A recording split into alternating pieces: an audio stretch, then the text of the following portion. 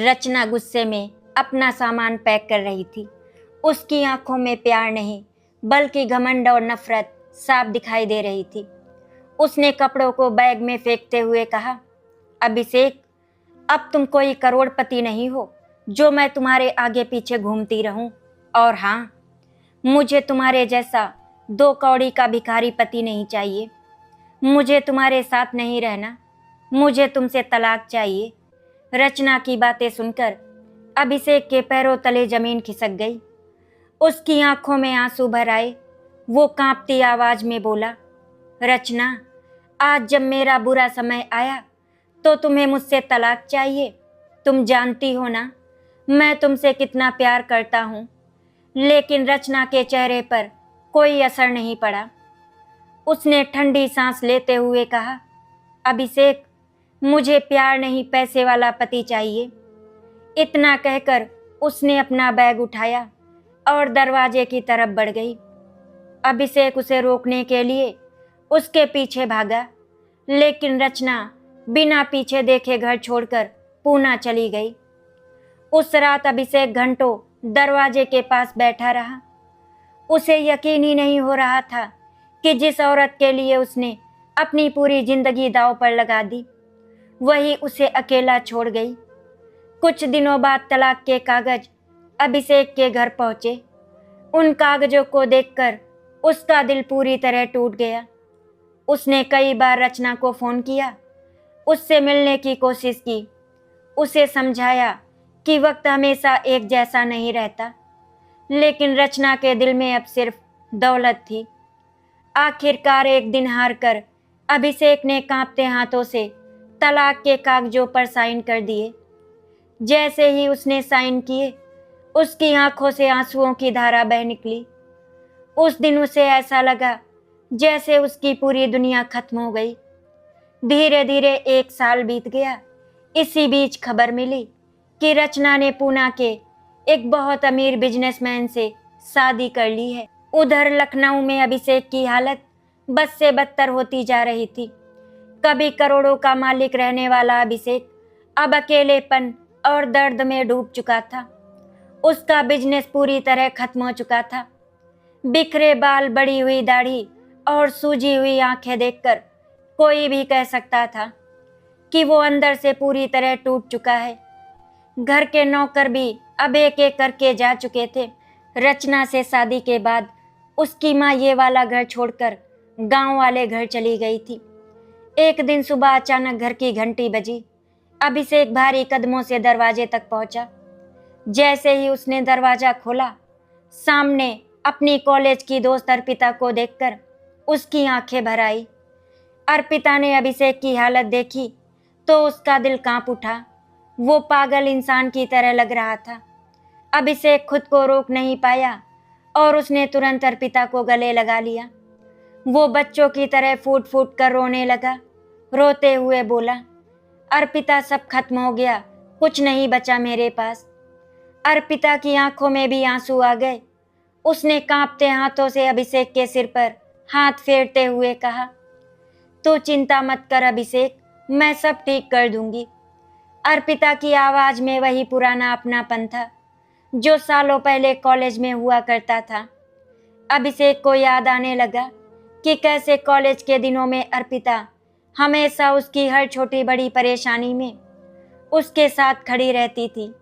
लेकिन उस समय अभिषेक रचना से प्यार करता था, इसीलिए अर्पिता ने अपने दिल की बात कभी उसके सामने जाहिर नहीं की। जब उसे पता चला कि रचना अभिषेक को छोड़कर चली गई है और उसने उसकी जिंदगी बर्बाद कर दी, तो वो खुद को रोक नहीं पाई और तुरंत लखनऊ चली आई। अभिषेक रोते हुए बोला, अर्पिता, तुम मुझे छोड़कर क्यों चली गई थी? मुझे तुम्हारी बहुत ज़रूरत थी। अर्पिता की आंखों से भी आंसू बहने लगे। उसने धीमी आवाज में कहा, मुझे माफ कर दे अभिषेक, मुझे लगा तू अपनी जिंदगी में खुश है, इसीलिए मैं दूर चली गई। उस दिन के बाद अर्पिता ने अभिषेक को अकेला नहीं छोड़ा। धीरे धीरे अभिषेक के अंदर जीने की उम्मीद वापस आने लगी।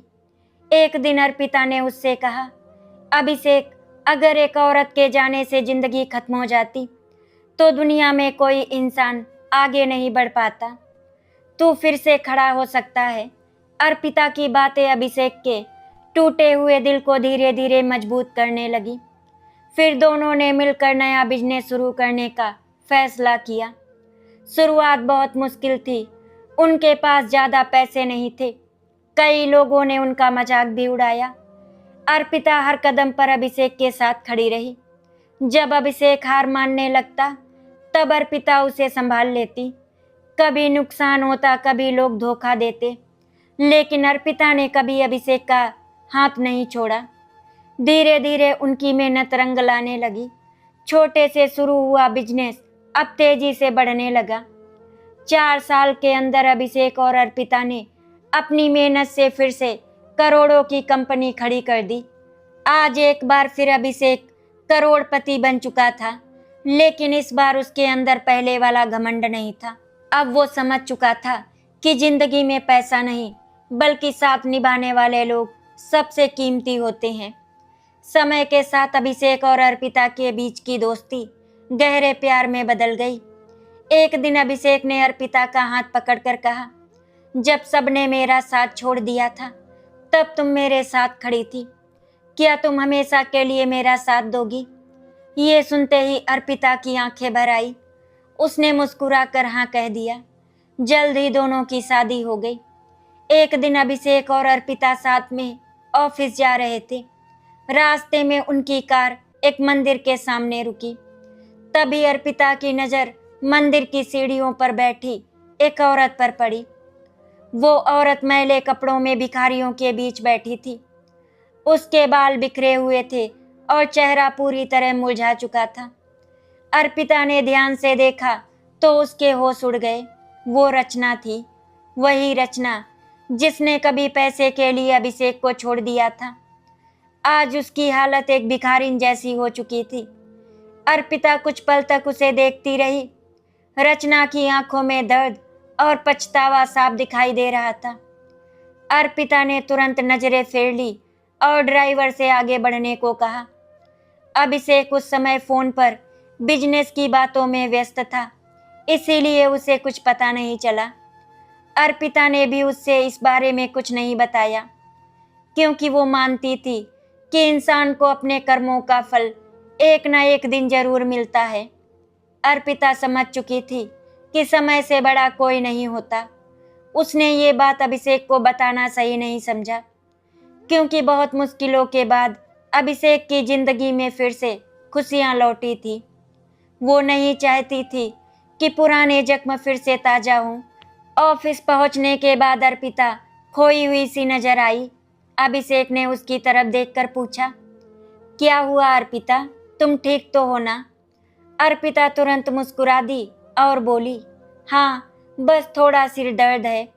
अभिषेक ने प्यार से उसका हाथ पकड़ लिया और कहा, तुम अपना ध्यान नहीं रखोगी तो मेरा क्या होगा? अभिषेक की ये बात सुनकर अर्पिता की आंखें हल्की सी नम हो गई। उसे महसूस हुआ कि जिस इंसान को कभी प्यार के नाम पर सिर्फ दर्द मिला था, आज वही इंसान किसी का सबसे बड़ा सहारा बन चुका है। उधर मंदिर की सीढ़ियों पर बैठी रचना की जिंदगी पूरी तरह बदल चुकी थी। जिस अमीर आदमी से उसने दूसरी शादी की थी, वो असल में बहुत घमंडी और क्रूर इंसान निकला। शादी के कुछ महीनों तक उसने रचना को बहुत खुश रखा, लेकिन धीरे धीरे उसका असली चेहरा सामने आने लगा। वो रोज शराब पीकर घर आता और छोटी छोटी बातों पर रचना को अपमानित करता। कई बार उसे अभिषेक की याद आती। उसे याद आता कि कैसे अभिषेक हर छोटी बात पर उसका ख्याल रखता था। एक दिन उसके दूसरे पति ने बिजनेस में भारी नुकसान होने के बाद सारा गुस्सा रचना पर निकाल दिया। उसने रचना को घर से बाहर निकालते हुए कहा, तुम जैसी औरत सिर्फ पैसों की भूखी होती है। आज मेरे पास कुछ नहीं बचा तो तुम भी मेरे किसी काम की नहीं। रचना रोती रही, गिड़गिड़ाती रही, लेकिन उस आदमी का दिल नहीं पसीजा। कुछ ही दिनों बाद वो आदमी उसे छोड़कर विदेश भाग गया। उसके सारे बैंक अकाउंट सील हो गए और रचना सड़क पर आ गई। जिन लोगों के सामने वो कभी घमंड से सिर उठाकर चलती थी, वही लोग आज उसे ताने मारते थे। धीरे धीरे उसके पास रहने के लिए घर भी नहीं बचा। कई रातें उसने मंदिर की सीढ़ियों पर भूखे पेट गुजारी। एक रात तेज बारिश हो रही थी। मंदिर के बाहर बैठी रचना पूरी तरह भीग चुकी थी। उसके पास खाने के लिए कुछ नहीं था। वो कांपते हुए एक कोने में बैठी थी। उसने दोनों हाथ जोड़कर भगवान से रोते हुए कहा, मुझे मेरे किए की सजा मिल गई भगवान, क्योंकि मैंने एक सच्चे इंसान का दिल तोड़ा था। अर्पिता और अभिषेक की जिंदगी खुशियों से भरती जा रही थी। अर्पिता ने पूरे घर को बहुत प्यार से संभाल लिया था। अभिषेक की माँ भी अब उनके साथ रहने लगी थी। अर्पिता सबको अपनेपन से जोड़कर रखती थी। वो सुबह जल्दी उठकर खुद सास के लिए चाय बनाती, उनके साथ मंदिर जाती और हर छोटी जरूरत का ध्यान रखती। एक दिन अभिषेक की माँ ने अर्पिता का हाथ पकड़कर कहा, बेटा, भगवान हर किसी को तुम्हारी जैसी बहू नहीं देता। अगर तुम अभिषेक की जिंदगी में ना आती तो मेरा बेटा शायद जिंदा भी ना रहता और मैं इस घर में कभी वापस नहीं आती। ये सुनते ही अर्पिता की आंखें भर आई। उसने तुरंत अपनी सास के पैर छू लिए और बोली, माँ जी, अभिषेक सिर्फ आपका बेटा नहीं, मेरी जिंदगी भी है। दरवाजे के पास खड़ा अभिषेक ये सब सुन रहा था। उसकी आंखें नम हो गई, क्योंकि उसने पहली बार महसूस किया कि सच्चा रिश्ता वही होता है जहां इंसान मुश्किल वक्त में भी साथ ना छोड़े। कुछ दिनों बाद अभिषेक का जन्मदिन आया। सभी रिश्तेदार और करीबी लोग आए हुए थे। अभिषेक के चेहरे पर लंबे समय बाद सच्ची मुस्कान दिखाई दे रही थी। केक काटते समय उसने सबसे पहले अर्पिता को केक खिलाया और कहा, अगर आज मैं जिंदा हूँ और इस मुकाम पर हूँ तो सिर्फ अर्पिता की वजह से। ये सुनते ही सभी लोग तालियां बजाने लगे। लेकिन उसी समय घर के बाहर खड़ी एक औरत ये सब खिड़की से देख रही थी और वो रचना थी। फटे हुए कपड़े और बिखरे बालों में वो किसी भिखारिन जैसी लग रही थी। उसने जब अभिषेक और अर्पिता को खुश देखा तो उसकी आंखों से आंसू बह निकले। उसे याद आया कि कभी ये सब उसका था, लेकिन उसने खुद अपने हाथों से अपनी खुशियां बर्बाद कर दी थी। वो कुछ देर तक वहीं खड़ी रही और फिर चुपचाप वहां से चली गई। अगली सुबह अर्पिता मंदिर गई हुई थी। वहां उसने फिर से रचना को देखा। इस बार रचना की हालत और भी खराब थी। अर्पिता का दिल पसीज गया। वो धीरे से उसके पास गई और उसके सामने खाने का पैकेट रख दिया। रचना ने ऊपर देखा तो सामने अर्पिता को देखकर शर्म से उसकी नजरें झुक गई। कुछ पल तक वो कुछ बोल ही नहीं पाई। फिर रोते हुए बोली, मैं अपने कर्मों की सजा भुगत रही हूँ अर्पिता। मैंने बहुत बड़ा पाप किया था। अर्पिता ने शांत आवाज में कहा, हर इंसान से गलती होती है रचना, लेकिन कुछ गलतियां पूरी जिंदगी रुलाती हैं। रचना फूट फूट कर रोने लगी। उसने कांपती आवाज में कहा, मैंने अभिषेक का दिल तोड़ा। भगवान ने मुझे उसी दर्द में जीने के लिए छोड़ दिया। अर्पिता के मन में रचना के लिए नफरत नहीं, बल्कि दया थी। मंदिर में हुई उस मुलाकात के बाद अर्पिता कई दिनों तक बेचैन रही। एक दिन ऑफिस के एक पुराने कर्मचारी की बेटी की शादी थी। उस कर्मचारी ने डरते डरते अभिषेक से मदद मांगी, क्योंकि उसकी आर्थिक हालत बहुत खराब थी। अभिषेक ने बिना कुछ सोचे शादी का पूरा खर्च उठाने का फैसला कर लिया। जब अर्पिता को ये बात पता चली तो उसकी आंखों में गर्व भर आया।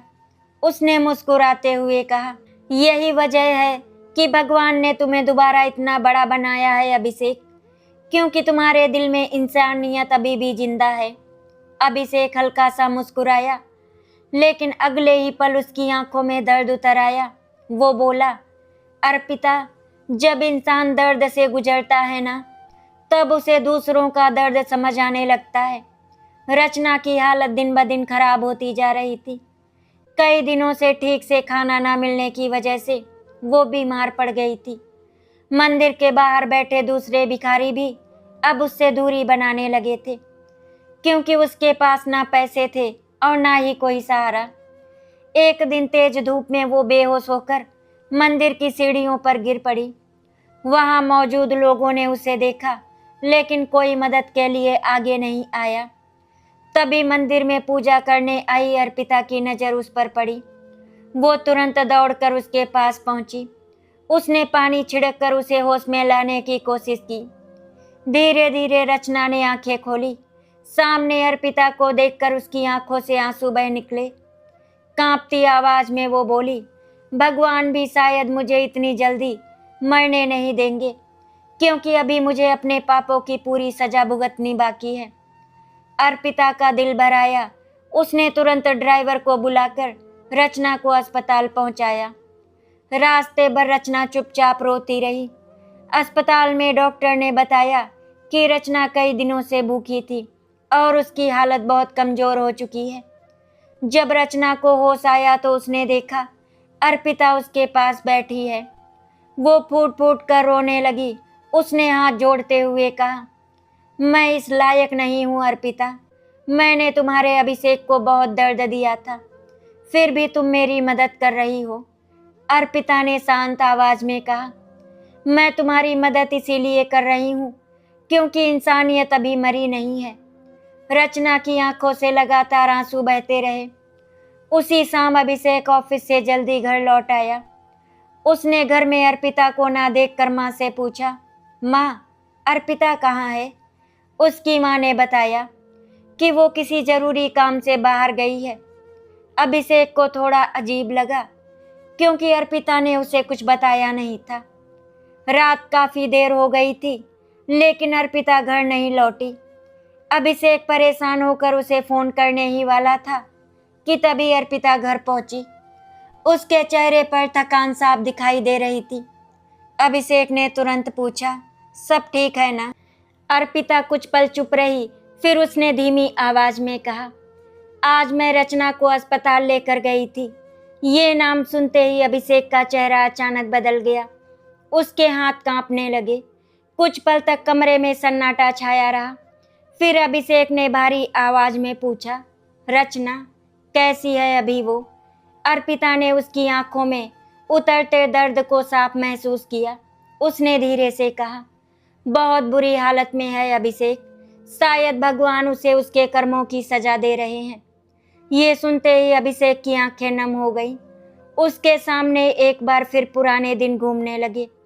अर्पिता तुरंत उसके पास बैठ गई और उसका हाथ पकड़ लिया। उसने कहा, मैंने तुम्हें इसीलिए नहीं बताया क्योंकि मैं तुम्हें फिर से टूटते हुए नहीं देख सकती थी। अभिषेक ने अर्पिता की तरफ देखा। उसकी आंखों में दर्द तो था, लेकिन अब नफरत नहीं थी। वो धीमी आवाज में बोला, शायद यही जिंदगी है अर्पिता। इंसान अपने कर्मों से कभी नहीं बच सकता। उस रात अभिषेक बहुत देर तक सो नहीं पाया। उसके मन में अजीब सी बेचैनी थी। एक तरफ उसे रचना द्वारा दिए गए जख्म याद आ रहे थे, दूसरी तरफ उसकी बर्बाद हालत सोचकर दिल में दर्द भी हो रहा था। तभी पीछे से अर्पिता आई और चुपचाप उसके कंधे पर सिर रख दिया। अभिषेक ने उसकी तरफ देखा और भावुक होकर बोला, अगर तुम मेरी जिंदगी में ना आती तो शायद मैं जिंदा नहीं बचता। अर्पिता की आंखें भर आई। उसने सिर्फ इतना कहा, अब मैं हमेशा तुम्हारे साथ हूँ। अस्पताल के कमरे में बैठी रचना अपने टूटे हुए अतीत पर आंसू बहा रही थी। अगली सुबह अभिषेक बहुत देर तक चुपचाप बैठा रहा। रात भर वो ठीक से सो नहीं पाया था। अर्पिता समझ रही थी कि रचना का नाम सुनते ही उसके पुराने जख्म फिर से ताजा हो गए हैं। उसने चाय का कप अभिषेक के सामने रखा और धीरे से बोली, अगर तुम चाहो तो एक बार उससे मिल सकते हो। उसने भारी आवाज में कहा, जिस इंसान ने मुझे जीते जी मार दिया था, उससे मिलने की हिम्मत अब मुझ में नहीं बची। अर्पिता ने उसकी आंखों में दर्द साफ देखा। उसने ज्यादा कुछ नहीं कहा और चुपचाप वहां से चली गई। लेकिन पूरे दिन अभिषेक बेचैन रहा। आखिर शाम को उसने खुद अर्पिता से कहा, चलो मैं उससे मिलना चाहता हूँ। अर्पिता समझ गई कि अभिषेक के दिल में आज भी इंसानियत जिंदा है। दोनों अस्पताल पहुंचे। कमरे के अंदर रचना खिड़की के पास बैठी थी। उसका चेहरा पूरी तरह पीला पड़ चुका था। जैसे ही उसकी नज़र दरवाजे पर खड़े अभिषेक पर पड़ी, उसकी आंखों से आंसू बहने लगे। वो तुरंत बिस्तर से उतरने लगी, लेकिन कमजोरी की वजह से गिर पड़ी। अभिषेक ने अनजाने में उसे संभाल लिया। रचना फूट फूट कर रोने लगी और कांपती आवाज में बोली, मुझे माफ कर दो अभिषेक, मैंने तुम्हारे प्यार की कीमत नहीं समझी। अभिषेक चुपचाप खड़ा रहा। उसकी आंखें भी नम थी, लेकिन अब उनमें पहली जैसी मोहब्बत नहीं थी। उसने धीमी आवाज में कहा, तुमने मुझे उस समय छोड़ा था जब मुझे तुम्हारी सबसे ज्यादा जरूरत थी रचना। ये सुनते ही रचना सिर झुकाकर रोने लगी। उसने कहा, मुझे लगा था पैसा ही सब कुछ होता है, लेकिन भगवान ने मुझे मेरी गलती का एहसास करा दिया।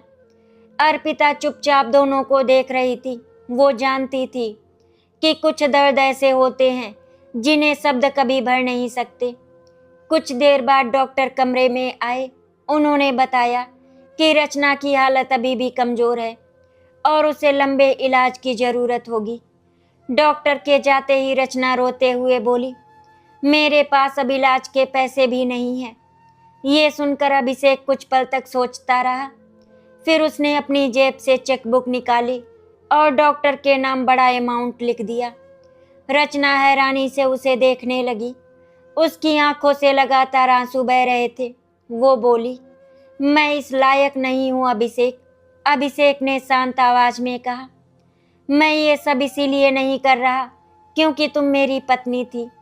मैं ये इसलिए कर रहा हूँ क्योंकि मेरे माँ बाप ने मुझे इंसानियत सिखाई है।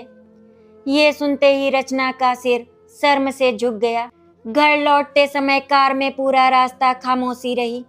अभिषेक की आंखें नम थी। वो बोला, मैंने उससे सच्चा प्यार किया था अर्पिता, लेकिन उसने मुझे सिर्फ पैसे से तौला। अर्पिता ने प्यार से कहा, हर इंसान की सोच अलग होती है अभिषेक, लेकिन भगवान सबको उनके कर्मों का फल जरूर देता है। अभिषेक ने अर्पिता की तरफ देखा और उसके हाथ को कसकर पकड़ लिया। उसे महसूस हुआ कि जिंदगी ने उससे बहुत कुछ छीना जरूर था, लेकिन बदले में अर्पिता जैसा सच्चा साथी भी दिया था। कुछ दिनों बाद रचना अस्पताल से डिस्चार्ज हो गई, लेकिन उसके पास रहने के लिए कोई जगह नहीं थी। ये बात सुनकर अभिषेक की माँ का दिल पसीज गया। उन्होंने अभिषेक से कहा, बेटा आखिर वो कभी इस घर की बहू थी, उसे यूं सड़क पर मत छोड़ो। अभिषेक चुप हो गया। अर्पिता ने भी धीरे से कहा, अगर तुम चाहो तो उसे पीछे वाले पुराने आउट हाउस में रहने दे सकते हो। अभिषेक कुछ देर सोचता रहा और फिर मान गया। अगले दिन रचना को घर के पीछे बने छोटे से कमरे में रहने के लिए जगह दे दी गई। जब रचना वहां पहुंची तो उसकी आंखों से आंसू बह निकले।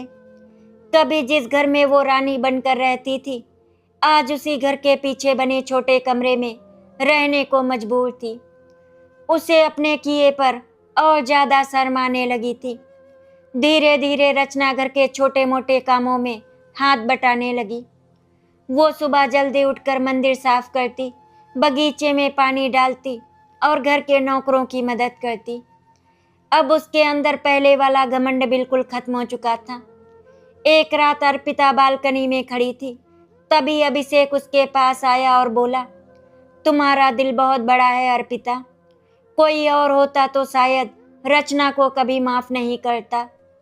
अर्पिता हल्का सा मुस्कुराई और बोली, मैंने उसे माफ इसीलिए किया क्योंकि अगर दिल में नफरत रखेंगे ना तो हम खुद कभी खुश नहीं रह पाएंगे। अभिषेक उसकी बातें सुनकर भावुक हो गया। उसने अर्पिता को अपने करीब कर लिया। उसे महसूस हुआ कि भगवान ने उसकी जिंदगी में अर्पिता को भेजकर उसे दूसरी जिंदगी दी है। लेकिन उसी रात रचना अपने छोटे से कमरे में अकेली बैठी रो रही थी। उसके हाथ में अभिषेक और अपनी शादी की पुरानी तस्वीर थी। तस्वीर को देखते हुए वो बार बार यही कह रही थी, काश मैंने उस दिन पैसे को प्यार से ऊपर ना रखा होता, काश मैंने तुम्हारा दिल ना तोड़ा होता अभिषेक। उसकी आंखों से गिरते आंसू उस तस्वीर को भिगोते जा रहे थे। समय धीरे धीरे आगे बढ़ने लगा। अब घर का माहौल पहले से काफी शांत रहने लगा। रचना पूरी तरह बदल चुकी थी। अभिषेक उससे बहुत कम बात करता था। वो हमेशा एक दूरी बनाए रखता, लेकिन फिर भी उसने कभी रचना का अपमान नहीं किया। शायद दर्द इंसान को इतना गहरा बना देता है कि वो दूसरों को चोट पहुंचाना भूल जाता है। एक दिन अभिषेक और अर्पिता ऑफिस गए हुए थे। घर पर सिर्फ अभिषेक की माँ और रचना थी। दोपहर के समय अचानक माँ जी की तबीयत फिर बिगड़ गई। उनकी सांसें तेजी से चलने लगी और वो जमीन पर गिर पड़ी। घर के नौकर घबरा गए। उसी समय रचना दौड़कर उनके पास पहुंची। उसने बिना समय गवाए तुरंत डॉक्टर को फोन किया और खुद माँ जी को संभालने लगी। डॉक्टर आने में देर हो रही थी, इसीलिए रचना ने खुद उन्हें अस्पताल पहुंचाया। पूरे रास्ते वो माँ जी का हाथ पकड़कर रोती रही। अस्पताल पहुंचने के बाद डॉक्टर ने कहा कि अगर थोड़ी भी देर हो जाती तो हालत बहुत खराब हो सकती थी। ये सुनते ही रचना की आंखों से आंसू बहने लगे। शाम को जब अभिषेक और अर्पिता को ये बात पता चली तो दोनों तुरंत अस्पताल पहुंचे। अभिषेक ने जैसे ही मां को सुरक्षित देखा, उसने राहत की सांस ली। फिर उसकी नजर रचना पर गई, जो एक कोने में चुपचाप खड़ी थी। उसकी आंखें पूरी तरह सूज चुकी थी। डॉक्टर ने अभिषेक से कहा, अगर इन्हें समय पर अस्पताल ना लाया गया होता तो आपकी मां को बचाना मुश्किल हो जाता। ये सुनकर अभिषेक कुछ पल तक रचना को देखता रहा। घर लौटने के बाद माँ जी ने सबके सामने कहा, आज मेरी जान रचना की वजह से बची है। ये सुनते ही रचना रो पड़ी। उसने हाथ जोड़ते हुए कहा, माँ जी, मैंने इस घर को जितना दर्द दिया है उसके सामने ये कुछ भी नहीं। माँ जी ने प्यार से उसके सिर पर हाथ फेर दिया। अर्पिता ये सब देखकर भावुक हो गई। रात को उसने अभिषेक से कहा, शायद भगवान इंसान को दूसरा मौका इसीलिए देते हैं ताकि वो अपनी गलतियों को सुधार सके। अभिषेक कुछ देर चुप रहा, फिर बोला, गलती माफ हो सकती है अर्पिता, लेकिन कुछ दर्द जिंदगी भर दिल में रहते हैं। अर्पिता समझ गई कि अभिषेक ने रचना को इंसानियत के नाते माफ जरूर किया है, लेकिन उसके टूटे हुए दिल के निशान अभी भी जिंदा हैं। कुछ दिनों बाद अभिषेक और अर्पिता की शादी की सालगिरह थी। घर में छोटा सा पारिवारिक कार्यक्रम रखा गया। कुछ रिश्तेदार और करीबी लोग आए हुए थे। अभिषेक और अर्पिता साथ में बहुत खुश नजर आ रहे थे। तभी रिश्तेदारों में से एक औरत ने ताना मारते हुए रचना की तरफ देखा और कहा, कुछ लोग पैसे के पीछे भागते भागते सब कुछ खो देते हैं। ये सुनते ही रचना का चेहरा उतर गया। उसकी आंखें भर आई, लेकिन उसने कुछ नहीं कहा। वो चुपचाप वहां से उठकर अपने कमरे में चली गई। अर्पिता ने ये सब देख लिया। थोड़ी देर बाद वो रचना के कमरे में पहुंची। उसने देखा रचना जमीन पर बैठी रो रही थी। अर्पिता उसके पास बैठ गई। रचना रोते हुए बोली, मैं सच में बहुत बुरी औरत थी अर्पिता। मैंने सिर्फ पैसों को सब कुछ समझ लिया था। अर्पिता ने शांत आवाज में कहा, गलती इंसान से होती है रचना, लेकिन इंसान वही अच्छा होता है जो अपनी गलती मान ले। रचना ने आंसुओं भरी आंखों से अर्पिता की तरफ देखा। वो समझ नहीं पा रही थी कि जिस औरत से उसने उसका प्यार छीना था वही आज उसके आंसू पोंछ रही है। उधर अभिषेक अकेले बालकनी में खड़ा था। तभी पीछे से अर्पिता आई और बोली, क्या सोच रहे हो? अभिषेक हल्का सा मुस्कुराया और बोला, बस यही कि अगर उस समय मैं तुम्हारे प्यार को समझ पाता तो शायद जिंदगी में इतना दर्द नहीं मिलता। अर्पिता ने तुरंत उसके होठों पर हाथ रख दिया और बोली, अगर दर्द ना मिलता तो शायद हम आज इतने मजबूत भी ना होते। अभिषेक की आंखें नम हो गईं। उसने अर्पिता को अपने गले लगा लिया। दूसरी तरफ रचना अपने कमरे में अकेली बैठी थी। उसने अलमारी से अपनी पुरानी तस्वीरें निकाली। एक तस्वीर में वो और अभिषेक शादी के मंडप में बैठे मुस्कुरा रहे थे।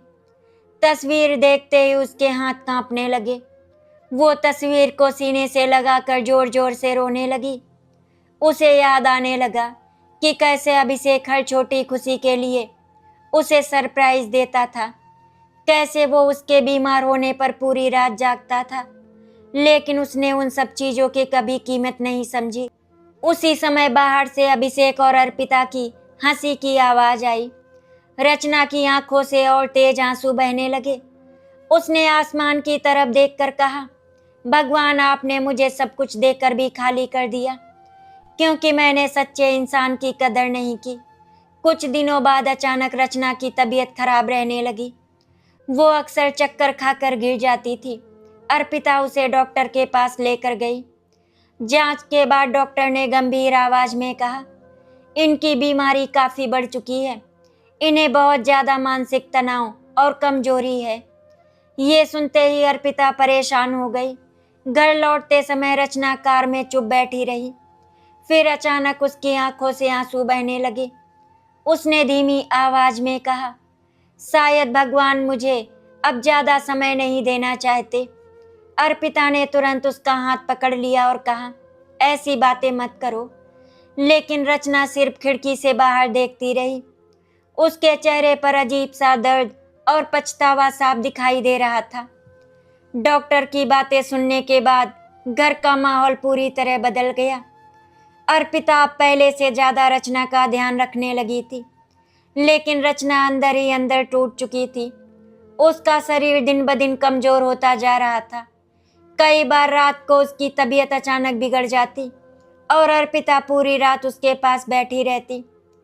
एक रात रचना ने कांपती आवाज़ में अर्पिता से कहा, तुम बहुत अच्छी हो अर्पिता। अर्पिता की आंखें भर आई। उसने धीरे से कहा, नफरत इंसान को अंदर से खत्म कर देती है रचना, इसीलिए मैंने तुम्हें माफ़ कर दिया था। ये सुनते ही रचना रो पड़ी। अभिषेक भी अब रचना की हालत देखकर परेशान रहने लगा था। उसके दर्द को देखकर उसका दिल भी दुखता था। एक दिन वो दवा लेकर रचना के कमरे में गया। रचना बिस्तर पर लेटी हुई थी। जैसे ही उसने अभिषेक को देखा, उसकी आंखें नम हो गई।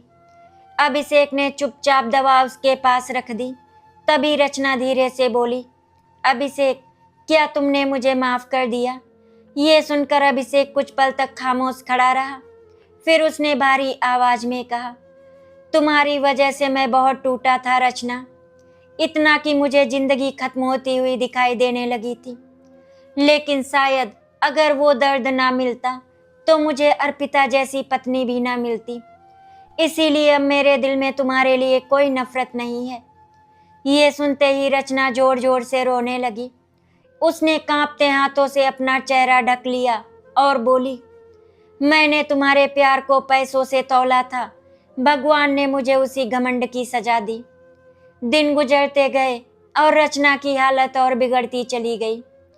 अब वो ज़्यादा चल भी नहीं पाती थी। एक दिन उसने अर्पिता से कहा कि वो पूरे परिवार को एक साथ देखना चाहती है। शाम को अभिषेक, अर्पिता और माँ जी उसके कमरे में आए। रचना सबको देखते ही रो पड़ी। उसने सबसे पहले माँ जी के पैर पकड़ लिए और बोली, माँ जी, मुझे माफ़ कर दीजिए, मैंने इस घर को बहुत दुख दिए। माँ जी की आंखें भर आई। उन्होंने कांपते हाथों से उसका सिर सहलाया और कहा, बेटा, इंसान से गलती हो जाती है, भगवान तुम्हें शांति दे। फिर रचना ने अर्पिता की तरफ देखा। उसकी आवाज़ टूट रही थी, अर्पिता, तुमने मेरा घर उजड़ने के बाद भी मुझे सहारा दिया। तुम सच में बहुत महान हो। अर्पिता खुद को रोक नहीं पाई और उसने तुरंत रचना को गले लगा लिया। दोनों की आंखों से लगातार आंसू बह रहे थे। कुछ देर बाद रचना ने अभिषेक की तरफ देखा। उसकी आंखों में आखिरी बार वही प्यार और पछतावा था।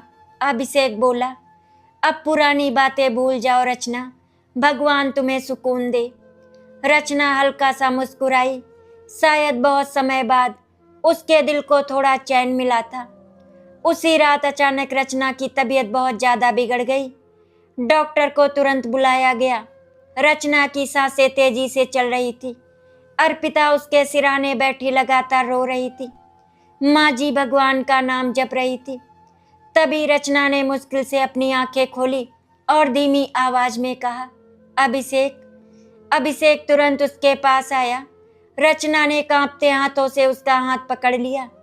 उसकी आंखों से आंसू बह रहे थे। मुझे माफ कर देना। और अगले ही पल उसका हाथ धीरे धीरे ढीला पड़ गया। कमरे में अचानक सन्नाटा छा गया। अर्पिता जोर से रो पड़ी। माँ जी की आंखों से भी आंसू बहने लगे। अभिषेक कुछ पल तक वहीं खड़ा रहा। उसकी आंखों में दर्द था, लेकिन साथ ही एक गहरा सन्नाटा भी। जिस औरत ने कभी उसके दिल को तोड़ा था, आज वही औरत पछतावे के साथ इस दुनिया से चली गई थी। अगले दिन रचना का अंतिम संस्कार किया गया। अभिषेक ने खुद उसकी अर्थी को कंधा दिया। कई लोगों की आंखें नम थी। सब यही कह रहे थे कि इंसान को कभी अपने रिश्तों से ज्यादा पैसों को महत्व नहीं देना चाहिए। अंतिम संस्कार के बाद अभिषेक काफी देर तक नदी किनारे बैठा रहा। अर्पिता चुपचाप उसके पास आकर बैठ गई। कुछ देर बाद अभिषेक बोला, जिंदगी सच में बहुत अजीब होती है अर्पिता। कभी जो इंसान हमारी पूरी दुनिया होता है, वही एक दिन सिर्फ याद बनकर रह जाता है। अर्पिता ने उसका हाथ पकड़ लिया और बोली, लेकिन सच्चा प्यार और अच्छे कर्म हमेशा इंसान के साथ रहते हैं। समय धीरे धीरे फिर आगे बढ़ने लगा। घर में अब फिर से शांति लौट आई थी। अभिषेक और अर्पिता पहले से ज्यादा एक दूसरे के करीब आ गए थे। दोनों ने मिलकर एक ट्रस्ट खोला, जहां बेसहारा औरतों की मदद की जाती थी। माँ जी भी अब खुश रहने लगी थी। एक दिन शाम को पूरा परिवार मंदिर गया। वही सीढ़ियां थी जहां कभी रचना भिखारियों के साथ बैठी मिली थी। अभिषेक ने कुछ देर उन सीढ़ियों को देखा और फिर भगवान के सामने हाथ जोड़ दिए। उसकी आंखों में आंसू थे, लेकिन इस बार उन आंसुओं में दर्द कम और जिंदगी को समझ लेने का सुकून ज्यादा था। अब सब अपनी अपनी जिंदगी में आगे बढ़ गए। आशा करती हूँ आपको हमारी कहानी अच्छी लगी होगी। अगर आपको हमारी कहानी अच्छी लगी तो वीडियो को लाइक एंड शेयर करें, चैनल को सब्सक्राइब करें। वीडियो देखने के लिए आप सभी का बहुत बहुत धन्यवाद।